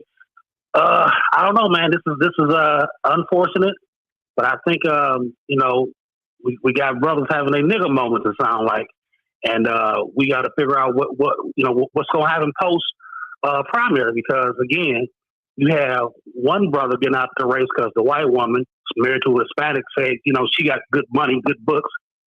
You had another brother get caught up with Becky and whoever else for being adults. And then we had the nerve, to say that this party, again, I'm rocking to one side, but I have no preposition. I have no disposition on what my trade-off is, but it's real funny how it can't be the year of the black man, but it can be the year of the Hmong woman. I don't get it. I don't see what happens post-primary. I don't see black people voting in droves for Miss Hung, especially after how this is playing out. They got David, all due shout out to Dave and Mandela, I know them both. They got Dave on a commercial hugging Tony Evers, the great white daddy. Like, I don't, it's just a bad optic, especially for the party that supposedly love black people so much. And it's just crazy. I got Republicans who are siding with Mandela. We know they don't like black people. I side with Mandela. Like, if they were considering grown folk doing what grown folk do, so tell me a man who ain't shot they shot Friday night at the bar, who got a little something, and somehow he needs to get out of the race. Like you said, Kevin, if nothing more salacious doesn't come out that he done took something from somebody, or something else happened, with underage something. Again, what are we talking about here? Because the Dems. So is this what they've had for years on Mandela? And I heard you guys talk about it. So did he have this when he ran for lieutenant governor? When he ran for Senate? What they're Would this doing? be called fraternizing on the job? I don't know, man. It's just weird to me. It's a very That's the only thing I could think. It's a very convoluted story. Like, all of this information is very convoluted, because even when I was reading the Journal Sentinel, it wasn't real. They weren't talking exact numbers, so nobody don't really know when this report was made. All it was said was that there was a point where they, at the Democratic Party, the leader, and I can't remember his name, he reported that he was getting calls that Mandela was displaying disturbing behavior with a lot of young women, and he was using his influence within the party to do that. Now, he said that he passed this along to the HR, and I didn't even know the Democratic Party had an HR department, so this is all new to me. He passed that along, and somehow, some way, the Journal Sentinel spoke with, there was people who were reporting, like calling them as, unidentified sources as well. So this launched the investigation. Now, what was said by the Democratic Party is, after our investigation, we found nothing criminal. We found nothing wrong. We didn't see anything wrong, so we didn't pursue it. But we don't know how long they've been sitting on this paper. Now, what they did say is that this report had been sent out to all the candidates in the race. So this is something that all the candidates knew about because they all had a copy of this report or this investigation. So that's what. So this is what gets Crawley back in the race. Tell them to get back in the race. Now, if they're talking about the former Democratic chair being Wilker, whatever his name is, this was on a national book tour now talking about how to win, thinking about running for Senate next year or in 2 years. So if this happened under his watch, why they ain't calling for his head? Why they ain't calling for nobody else's head that knew about it? But Mandela got to go though. Ain't nobody else being brought to the fire. Ain't nobody else come to the front of the class. Also, Orlando, I don't know that the Democratic Party made him step down. I feel like if I'm Mandela, with all of the bullshit that's happened in this race so far, if I'm him, I'm saying, man, I'm sick of this shit. I'm finna go do something else. Like, I can go get another job somewhere doing something else. It ain't worth the stress. Now y'all putting my personal business in the street. I feel like Mandela might have said it himself. Like, man, that's enough is enough, man. That's why I say. Do you think, man? Do you think he could have survived if he would have just came out and said, "Listen, before I kick off this run, let me just tell y'all something." Man, I was a wild boy back in the day. I did some wild things. I was a single man. I'm getting better. I'm refining myself, but I did party a little bit. I'm a bachelor. I was a bachelor. Still am a bachelor. If he would have got out in front of this, would have had the same effect. Go ahead, Ted. Truthfully, that could have been. He didn't take it. That could be any one of us. You know what I'm saying? That's normal. I mean, how can you punish normal behavior from single people? That's because he's black. And I don't think if he just said that, it would have made me look at him funny because I'd have been like, yo, what is you hiding for you to come out and say that? Because once again, that's nobody's business but yours. So, it's just gossipy. It's very messy. It's very, very junior high school type shit to say. But it would have stopped. But it would have stopped this from happening, okay, for them having something on. Yeah, so when it came out, you could say that. You could say that, but I mean, that would have been stupid though. Like, because that would have made everybody just question you off top. Like, wait, what? What are you talking about? Like, but I could see if he felt like this was going to be utilized against him in the future, I guess you could say he probably should have jumped out ahead of and said, "Look here, man, it's a report coming out about some of my personal business. I just want everybody to know there's nothing criminal, nothing salacious. Just me as a young man, a single young man." Sowing my oats, which is what it sounded like he was doing. Like, I tell you what, if he's in trouble for this, then every goddamn pro athlete or every college athlete that's especially at a D1A college right now gonna get kicked off the team. And I'm telling you, it is some young white co-eds bumping uglies with black men in the United States in collegiate athletics. So. And even in Hollywood, in acting, anytime a black man is visible and he becomes more, his name gets out there, he has a little influence, all kinds of women come out the woodwork. It ain't just black. I mean, it's just white. It's all kinds. But I think the fact that they could utilize this and say, but these were young white women. They try to make young white women look like they are just the white pure as the driven snow. And, oh, they're so innocent. 9 times out of 10, she approached Mandela and let him know it was going down. That's why he said, "Hey, close my tab out, man. I'm gonna holler at y'all, man. I'm about to roll out." And they jumped in the whip. So, because she said he made sure that he knew that I was interested in him. Like, that's the conversation. You can go and read it. It's in the People's News Network, where she talks about they knew what was going on. Like, it wasn't surprised. Like, she didn't get in the car and was like, "Oh my God, put your penis away." They knew what was up. It was already understood. Like, hey, yo, you want to dip? She probably pulled it out. I wasn't there, Earl. I don't know. She might have, Earl. She might have. But Orlando, I want to say this. What's funny about your perspective on this, which is hilarious to me, is because you talk about the year of the black man and you talk about Hong, but I know, and you know, and we all know that you're going to vote for Tom Tiffany anyways, who is the whitest of the white men. So I know for you, this is just entertainment. You're just sitting here eating popcorn, laughing. This is what you wanted to see anyways, because you want to see Tom Tiffany win. So in actuality, it's the year of the white man. It's been the year of the white man for you from the start. So I just wanted to say that to Orlando. Because he likes seeing his people suffer. Well, I just understand what the political landscape is, but I understand what the agreement is. I know I have no how do you say delusional promise of grandeur. You now have this young woman who's going to promise the world, and the question is, will black people rally? I doubt it. If David somehow pulls this off, I don't see all this Democratic socialists getting behind him because he's not progressive enough for them. The Democratic Party right now is having a revolt. And I'm not saying the Republicans hadn't had one either, but this is a revolt playing out. And the popcorn is good, Kev, I must admit. Go ahead. Oh, I know you love it. And I know you got you a big cup of Kool-Aid to drink it, to drink it down. Because we know you drink the Kool-Aid, Orlando. But I got the Colt 45. I got a Colt 45 tonight. but I would agree with you in that I don't see black Milwaukee or black Southeastern Wisconsin rallying behind Hung, except for the fact that it might just come down to us saying we would rather have a puppy dog with tennis shoes on instead of a MAGA Trump supporting old white man.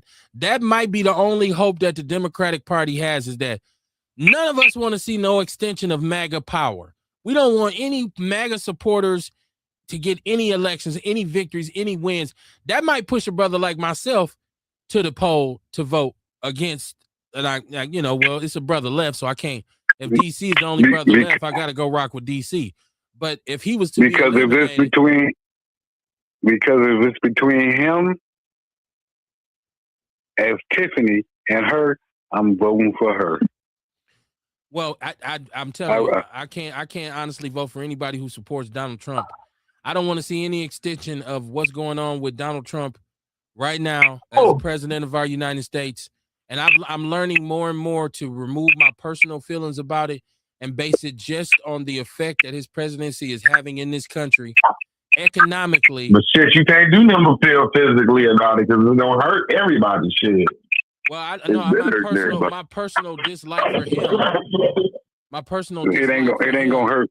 I'm taking that out of it, and I'm looking strictly at the effect that his presidency has had on our country. And America's in a very bad way right now because of Donald Trump's presidency. He has been one of the worst presidents we've had I would have to say, since Reagan, because of Reagan funneling drugs into our community and then saying, just say no. Got his wife on TV. Just say no. The whole time you making quarter-ton deals of cocaine with South America to shovel it into the ghetto. So he might be the worst president we've had since Ronald Reagan. So I want to put that out there. Well, they all Republicans. What you think? Every time we fail, it's always Republicans in office. Every time it goes up, it's a Republican in office. I hate to agree with Republicans free slaves. Biden wasn't shit. Clinton fucked up the housing. The motherfucking I ain't gonna lie, Bush fucked up medical. Bush fucked up everything. Shit, but I mean, it's like, dude, it's both parties, man. It's both parties. The them motherfuckers they horrible too, man. And now we benefited more from Democrats than we ever did Republicans. You know, not in Orlando eyes. That's what. Oh yeah, they freed the slaves. Let him tell us. So I don't know. That's a party of Lincoln still. I don't know. Well, if you research the Republican Party, I want to say this because I want black people to be clear on this. If you research the Republican Party, it was formed by anti-slave people who were against slavery. They were totally against slavery, and that's who formed the Republican Party. Okay. We know things changed. Yeah. And so they took a different turn. They went a different direction. They changed directions, and all of a sudden, and I think that's what confuses black people so much, is because really, when it comes down to it, we don't trust either party, and we haven't been given a good enough reason to trust either party. So what they did was just go back and say, we freed the slaves, though, y'all. We like y'all more than they do. The reality is neither one of these parties gives a shit about us. That's just the point that I try to make all the time. Neither one of these parties have. And if either party had ever at any point in history said, we have a black agenda, then I would feel differently. But that has not happened, not going to happen. And if any of their so-called Democratic representatives or their Republican representatives that are running for office says, I got a black agenda, they're gonna get their ass sat down. They're gonna get like Roland Martin. They said Roland Martin was on a picture with a leopard thong on, getting penetrated, right? Like, so Who said that? that's the description of the photo. You didn't I'm sorry. That's terrible. This is who said it? Somebody said it. This is the nigga moment for Roland. You got too big for your britches. Okay, you was adamant, and Roland was going at everybody who criticized Democrats and everybody who had anything bad to say. And this is how they remind you: sit your ass down. I go back to my favorite movie, Django. Once again, when Steven saw Jamie Foxx and he said, "Who that nigga on that nag?" This is Roland's turn. And who knows what else is going to be released in the upcoming months. So when I look at the chat room, Erica Hunt says he really was in a picture with a thong though, for real. Listen, this is what the allegation is. This is what the allegation is. And the nigga was in the shower with the shower cap on, man. The shit looked crazy. This is what the allegation was. And that he was getting that was his Republican day. He was getting bowling balled, is what they said, but with a leopard thong. He felt like a Republican. Well, so, I mean, I'm gonna keep it 100. Those things did look. A lot of it did look AI. You know what I'm saying? It's the other shit the real shit that's supposed to have been really happen that haven't really been exposed anymore. But those pictures look like it was AI, man. So I'm gonna keep it 100. Yeah, but I'd like to see. I mean, because I'm gonna be honest with you. If that picture come out of yours truly, I'm up at 5 a.m. on the internet to whoever will listen saying this shit is fake. This shit is AI. This is not me. Yo, but to say no, I'm getting extorted. Yeah, I say I'm aware of the pictures. I'm getting extorted. Like, huh? Who? What, bro? What you talking about? Like, what are you telling you? Who's extorting you to the point where they got pictures of you in the leopard thong with the penetration going on? You getting P Diddy'd on here? So let me go to my chat room. Sharita says, yep, Kev. Erica Hunt said, we are doomed. Carrie Walker Jones in the chat room. How you doing, Carrie? It's Outlaw Radio Live on a Monday evening. Hope everything is going well for you all. I would so much like to hear people's opinions on this stuff, man. Even on this putting Mandela's sex life out there. 262-202-5131.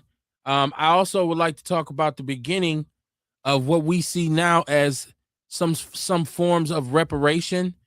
We know what happened down in Illinois, where they were trying to bring reparations.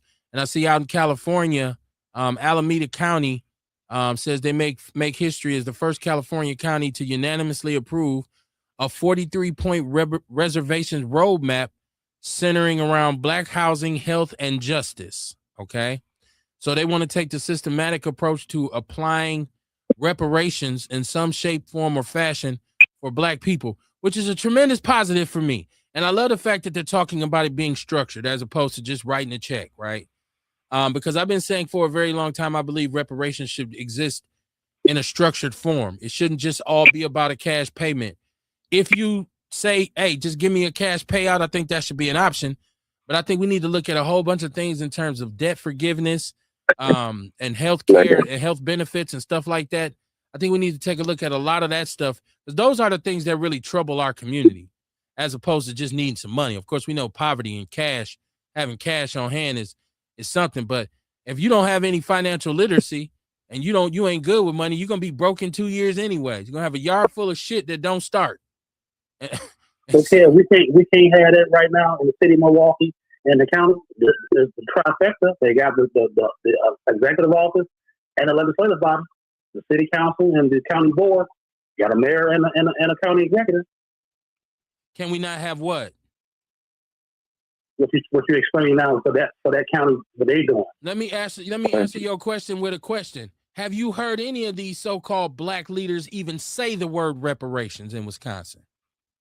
Absolutely not. Hell, we can't even get our mayor to say economic development when it comes to the city of Milwaukee. Yeah, they don't. These are the most ineffective leaders we've had. Black, white, yellow, purple, green. I don't care what their nationality is. our leaders in Milwaukee, our elected officials this is some of the poorest leadership we've had. And I've been paying attention to politics for the better part of 30, 35 years now. And this is some of the worst leadership we've had in a very, very, very long time. And unfortunately, a lot of them look just like me. But that's why they say all skin folk ain't kinfolk. And that's something we need to pay attention to. So that would be my answer to that. I don't even think our mayor can say, I don't think he can even spell reparations. Well, how they doing Spencer Tillman, man? They done locked Spencer up because he just been messing with the white girl again, I guess, huh? Well, Spencer was found guilty on tampering. Tierman Spencer, who was one of my close associates, friend of the show. Always appreciate conversating with him or conversing with him because conversating ain't a word. But he was found guilty of tampering. So he hasn't been sentenced, but he was found guilty last week. So we'll see. But we know they had it out for Tierman from the time he took that office. At first, the accusation against him was he was flirting inappropriately with the white women down in the office, telling the white girl she had nice legs, right? So it's been that they try to go overboard to let black men know, leave our women alone. We don't want your filthy black hands on our women. So that's always been something that we have had to be aware of as black men, right? Like, like I said, hell, you got a lot of black settlements that were burned to the ground because of a false accusation of a black man raping a white woman. Or in Emmett Till's case, he said he wolf whistled at her. Found out later on she lied. He didn't even whistle at her. But the damage was already done, right? So it's always been a thing about, man, you don't want to see that black man messing with that. I'm a tremendous Iceberg Slim fan. I've read almost every book Robert Beck, aka Iceberg Slim, put out, and he referred to white women in one of his books, I can't remember which one it was, as the alabaster super cunt. And that is the forbidden fruit for black men. When you cross that line and they see a black man start to mess with them white women, the conservatives and the powers that be gonna be like, nah, he's gone too damn far now. It's too far. So I'm sure there's a lot of white people up north who will look at Mandela and say, hide your daughter when he comes around. Yeah, especially if she got one of them secret fetishes, right? Especially if she want to see how true the stereotypes are. Yeah, you better keep her in the back room. She's going to be done creeped up to that parking structure with Mandela. Kerry Walker Jones said the mayor of Mississippi just threatened Nancy Grace, Al Sharpton, and the others attorneys for Nolan Wells. Somebody put me up on what's going on with Nolan Wells. Anybody got any late developments on what's going on with the Nolan Wells case? I've seen some stuff, but like I said, I don't know if it's valid about his friends want to sue. Now they're suing Crump and some social media platforms. But they're saying the state is withholding autopsy evidence. So I don't know. Anybody got any new developments there? They hold on. They were saying they needed his throat. They don't have his throat. I think another one was talking about where the girl that was on there had a boyfriend, and they were investigating him as well. And he had been on that island. So, I mean, there's a lot of different things being said about it, and then it was one more that I'm trying to. So was the enhanced audio, was that legit?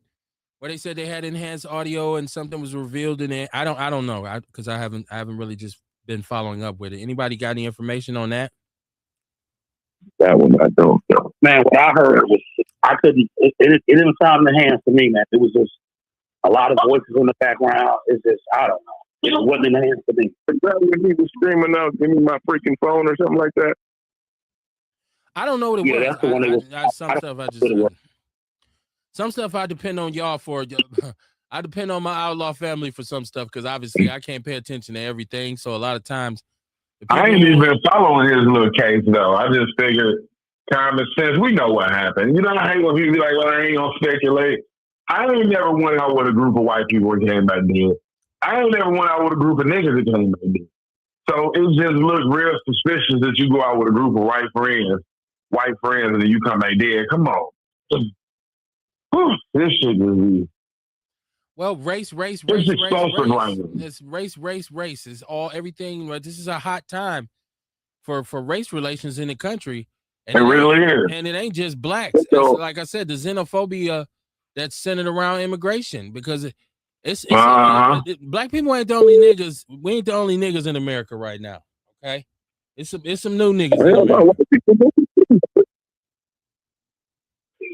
All right, now I got another one. The immigrants, motherfuckers think they is. I got another one of my outlaws on the line. Ewok the Great is in the building. Ewok, what it do, man? What's going on? Oh shit, here we go. Too many people. Let me see if I can get Ewok. Ewok, what's going on, man? I'm gonna hang up and call back. Yeah, we're gonna have to clear the line. I got too many people in the conference. All right. Let me see if I can get Ewok on here if he's still on here. Ewok, can you hear me? Yeah, I'm right here. What's the business, man? How you doing? Oh yeah, man. I didn't heard that video recording, man. You know, first of all, how y'all doing tonight, man? But I heard that video 1,000 times, man, and I'm telling you, man, that shit clear as day to me. They said, "Is he dead?" Oh my God. Check his chest. And then dude said, "God damn it, Bert." Like what the fuck did you do? Type shit. Okay. I'm gonna have to go and listen to it. I haven't heard it. Man, check the chick out, man. And she an engineer. It's a black chick who did it. And they talking about that she manipulated. She said, no, she's an engineer. All she did, she didn't do no enhancements. All she did is what she's been doing for over 10 years. She took away and turned up some shit, basically. So she didn't put nothing else to it to make it sound like nothing. Man, that motherfucker was on that boat, man. And those motherfuckers, you can listen to the conversation for yourself, like you say. When you listen to it, you're going to hear everything I just said. They're going to try to tell you now, this is the magic trick they're trying to pull. Now that I told you what I heard, they're going to say your mind is going to make you hear that now and shit. This is what they actually saying, man, like we stupid and shit. Okay. You got any thoughts on Mandela running through the white women, getting in trouble and leaving the race? Hey, shit happens, man. You know what I'm saying? That's just been the way it is and shit. Is it fair? Fuck no and shit. But you should have saw that one coming, man. You know, sometimes you gotta understand what your mission is, understand the assignment. They ain't shit. That's what I'm saying. All of these Officer Tatum type motherfuckers, one of them on the phone, I think. But all of them motherfuckers and shit still talking about that old ain't no racism and we need to be accountable shit. You know, them motherfuckers right there can all go to hell. Who think like that? For real. Okay. But yeah, it's just still the same old shit, man. That motherfucker Officer Tatum said some shit that I saw today. This motherfucker said the Tulsa War was just a conflict between a few white and black people. This is what this motherfucker said. He said, whose war? Yeah. Black Wall Street, Greenwood, Tulsa, Oklahoma. Okay. He said that shit started between a couple of black guys and it led into, and the white people got the best of it. Motherfucker, they drop bombs and set shit on fire over there, dude. You know what I'm saying? Gone with your bullshit nonsense. Yeah. I mean, this nigga dude coon so hard. Man, he like 10 Orlandos in one. Oh wow.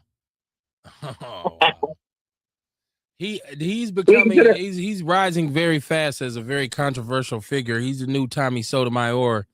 I'm seeing this Officer Tatum more and more. I haven't taken the time to listen to anything he said.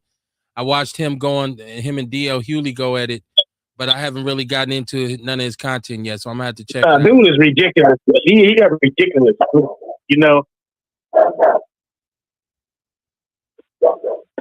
I'll tell you when you get back. Yeah, he ridiculous though, man. He pitiful. I don't even want to talk about him no more. I hate dudes so much.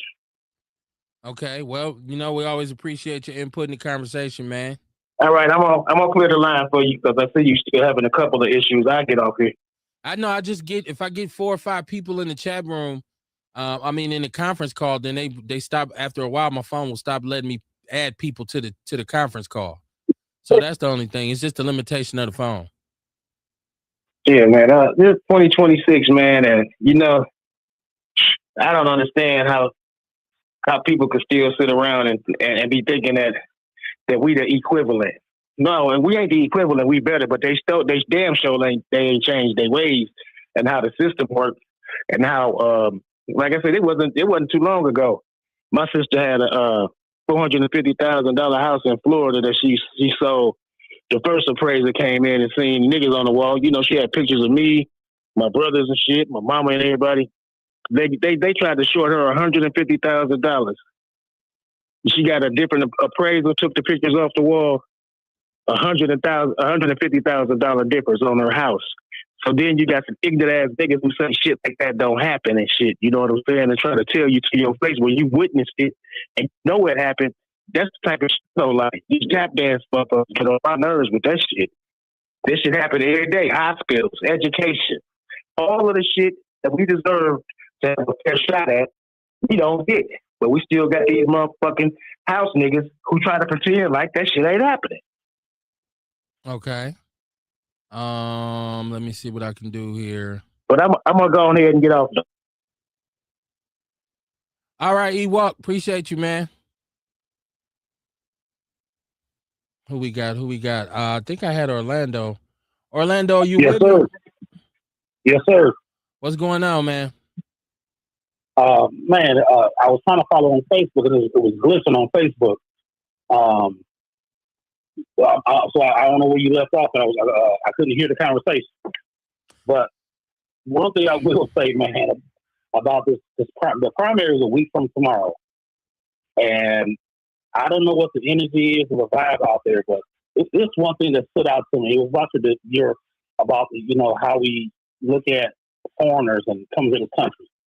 Ms. Hung said that she has a high-ranking chief of staff or part of her legislative team, a black woman.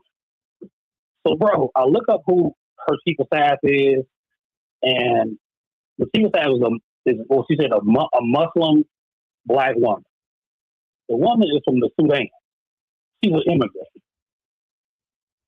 And this is how Ms. Hunt views, she doesn't understand foundational black versus foreign black or immigrants.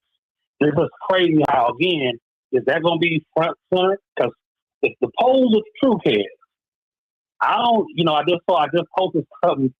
Tony Evers and David are standing together, and Tony like, well, she do a lot of putting stuff on social media, but we ain't gonna be focused on some BS. And he uses the words, we ain't gonna be focused on a bullshit.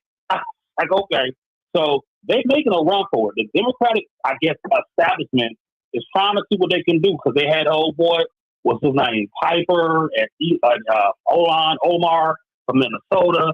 So this is a big deal right now for the Democratic Party as far as just a political bonus. Will they support DSA? And you had Manchin on the weekend show saying this is ridiculous. No way as a Democrat I can support this DSA stuff. And they list the platform, whatever. Did we lose Orlando?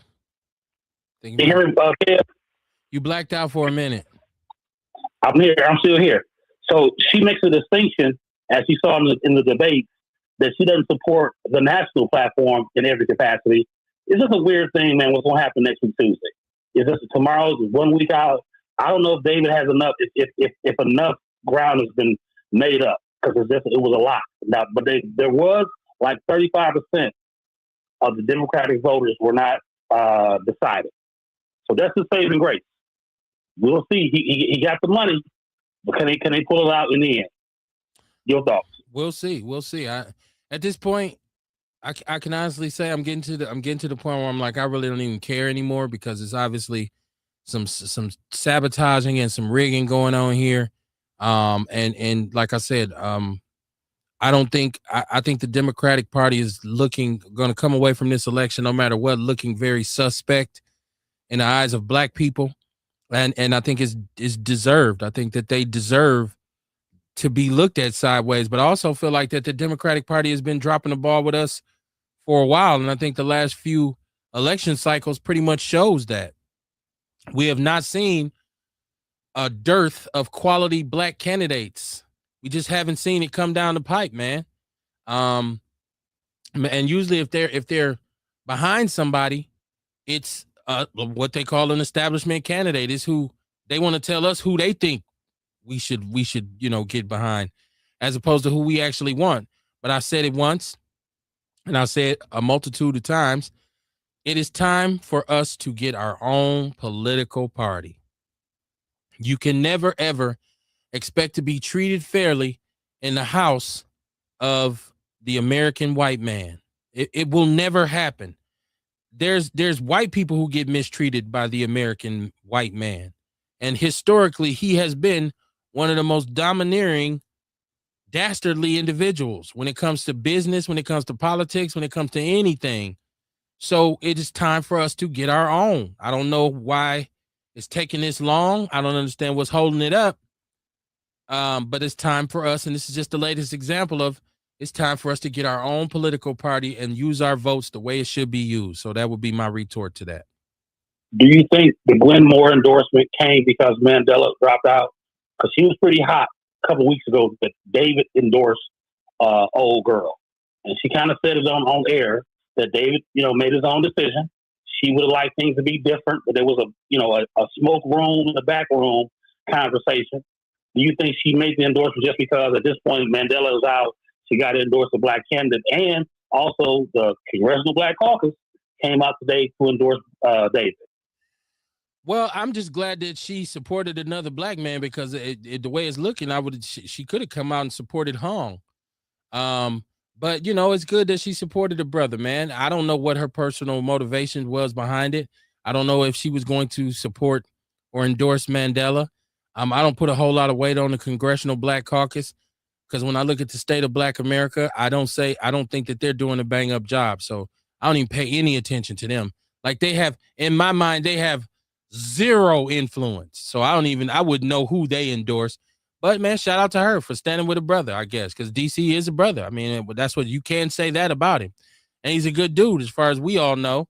I'm just hoping that they don't come with some bullshit on him that they try to throw on him as we get closer to this primary. So we all in a holding pattern right now, just waiting to see what's what. So we'll see what comes of it. So I think David's been vetted. I think anything that would come out against David already came out. The tweets was the worst that came out against David. Right. What a coincidence. We get Dirk McGurk, and then we get young super freak Mandela Barnes up there knocking down white women with his super sausage, right? So like if you black in this race, it's been dogged for your ass, all right? You wow, cuz. So, it's crazy. The level of sabotage that people are. But once again, this state, the chances of us having a non-white governor, like Ice Cube chance in hell. So we don't, an Ice Cube's chance in hell, not the Ice Cube, but an Ice Cube's chance in hell. So we don't, I never expected, I never expect for a black man to ever be the governor of Wisconsin. So that's my whole point, right? Like, I'm not even, I'm just surprised that they've gone to the lengths that they've gone to discredit both of these brothers in this race. But then again, it is America and it is Wisconsin. So I'm looking at Kerry Walker Jones in the chat room. She said they haven't returned the boy's throat. They're trying to discredit the enhancement audio, and all the white people involved are playing victim, trying to sue. They also tried to give the mother bad reviews on her job. Wow. Okay.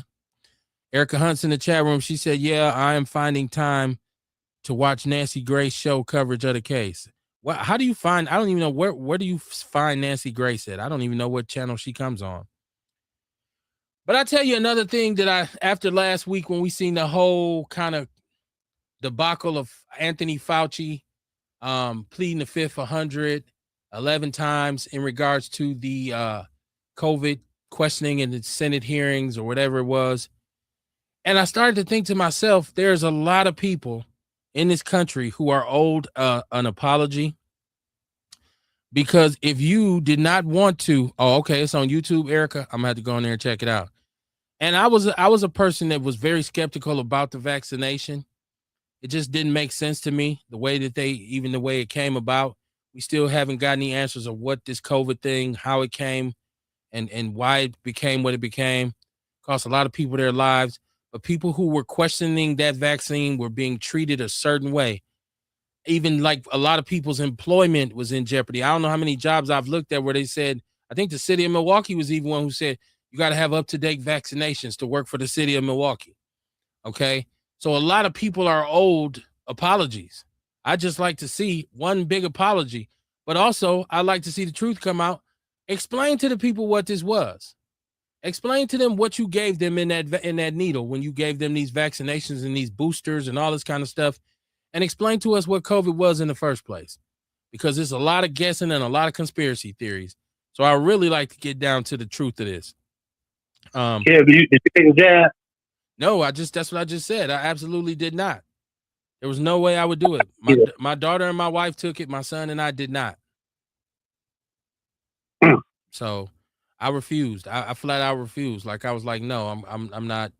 It was just too convoluted for me. I couldn't make sense of it. It didn't make sense to me to do. So did you ever get COVID, you or your son? I did have it. I don't know if my son ever had it, but I did get it after the fact. Not during the initial pandemic, but I got it later on. But I didn't take the vaccination, and my body recovered from it naturally.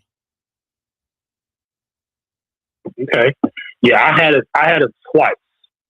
My second time was worse than, well, no, the first time was worse than the second. But yeah, I refused to take it either. I just on the strength, I didn't want to take it. Well, it wasn't just that I didn't want to take it. I questioned it. I questioned the validity of it, and I questioned the timing of it when it came out. So, and also when you tell me it doesn't prevent you from getting it or prevent you from spreading it, I felt like, well, there's no need for me to take it. Then they said, well, you'll be less sick. But by that time, my body had recovered from it naturally. So I was like, okay, well, I guess. But no, I didn't take it. So look here, man. It's been one hell of a Monday evening. I love to be able to come on here and do what we do with Outlaw Radio. I love to inform my people on what's going on, and sometimes I love for them to inform me. So we're gonna get out of here early tonight. It's 9:24. It's basically 9:30. I know the fact checker wasn't able to be here tonight. He should be along Wednesday. I know he's been putting in some hours at his job. But I just want to say to my people, be smart and be aware. I'm not going to tell anybody. I know what Roland Martin said, and I've talk a lot about not voting, but I think it's important that we vote. And I think anytime you sit an election out, you give a vote to the person that you didn't want to win. So I'm going to encourage you to vote, but I'm going to encourage you to be a very informed voter. Make sure you know who and what you're voting for.